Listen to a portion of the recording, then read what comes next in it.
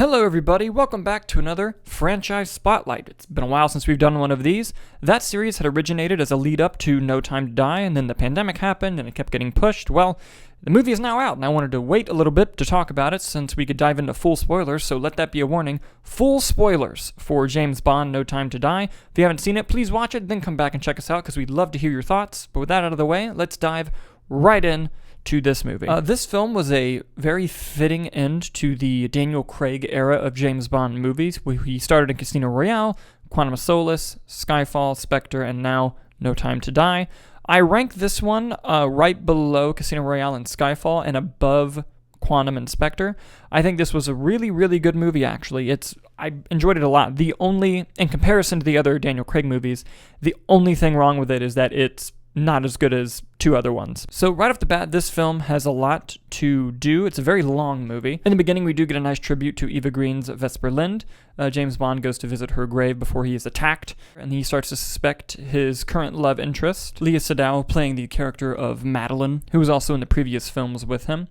He's retired, he's trying to live his life with her. We find out more about her in this film. We see a bit of her backstory as a child, and we see the introduction of Rami Malek's villain, who was present at that time and is the big foe in this movie as well. And in this movie, it becomes very clear that he is there to wipe out Spectre. He also kind of wants to take over the entire world with this machine that has like a biological weapon that can attack certain person's DNA, which is insane. And the end is kind of muddy, but that whole part of the story is the only weak link in this film.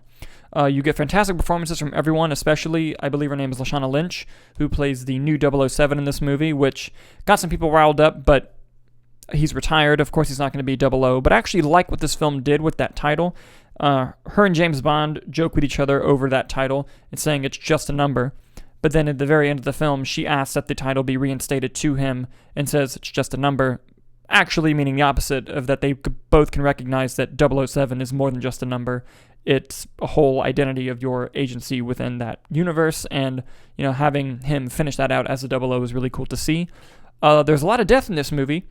Felix, played by Jeffrey Wright, bites it, unfortunately. That death was rather sad in the film. Seeing James Bond really conflicted about leaving Felix, but Felix knowing that he must carry on the mission. I fucking love when movies do that. Rami Malek's performance is fine. I think they could have done a bit more work with the character. I like his intro, but other than that, I thought he was kind of underutilized. They tried to do this thing where his presence is felt in the movie, but it was and it wasn't. I wish we would have got a little bit more with him. Speaking of death, Blofeld dies in this movie.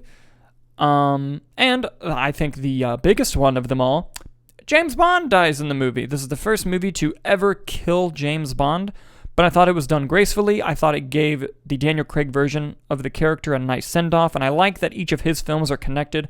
Most James Bond movies have nothing to do with each other, maybe loose connections here and there, but I like that, when you marathon all the Bond movies, especially if you're showing someone the Bond movies, you can even just tell somebody, hey, watch Casino through No Time to Die. It's all one story. And you can kind of have that. I hope that in the future Bond movies, they make whoever is Bond through their run, I hope that they make them connected stories, because I really, really liked what they did with Daniel Craig's version of that character. But that doesn't mean you have to get rid of everybody. I love Moneypenny. I love M, Ray Fiennes playing M. A cool thing in this movie is you get to see a portrait of all the other people who played M in a room with him. It was really, really cool to see. Lots of throwback James Bond stuff in this movie, certain gadgets, vehicles. Something I will say, the action was top-notch. I think Cary Fukunaga and the stunt team did an excellent job with the action of this movie. Almost on par with the action in Casino Royale, which I believe has the best James Bond action. The sets, outstanding. Oh, how can I go this long without mentioning Ana de Armas? She's not in the movie that much, but my God, she steals the show. Every scene she's in, she was a delight. I hope that in a future rebooted Bond, they somehow have an excuse to bring her character back, even if it's not connected to this film. I thought she did an excellent job, and, honestly, I'm a bit sad. She was so good in the movie, I'm a bit sad that there wasn't an entire movie of just her and Daniel Craig's Bond doing crazy shit together, because it would have been awesome. The only negatives I have with the movie are, like I mentioned, the villain story is a little weak, and you can definitely feel its runtime at certain points, but overall, I thought that the script was great, I thought the direction was great, I thought all the performances were great, especially going back to the killing of James Bond. When you do something like that, you have to do it in a way that's graceful, that feels respectful to the character, but also is in a way saying goodbye to Daniel Craig. And I feel like they knocked that out of the park. It completely fit the story. It completely made sense for what they were trying to accomplish with his arc and the arc of the characters around him.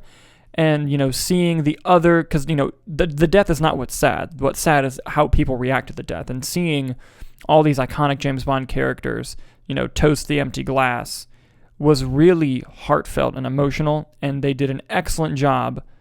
I've said this a lot, but I mean it. They've done an excellent job at tipping the cap to Daniel Craig. And he's really going to be missed as James Bond. He might be my favorite Bond.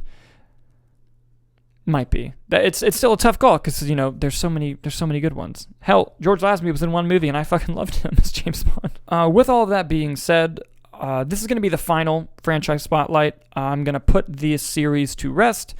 I'm going to get back into doing classic movie reviews and any franchise spotlights that we did that weren't James Bond. I'm going to keep those up for grabs. I might redo them as classic movie reviews later because they're fun.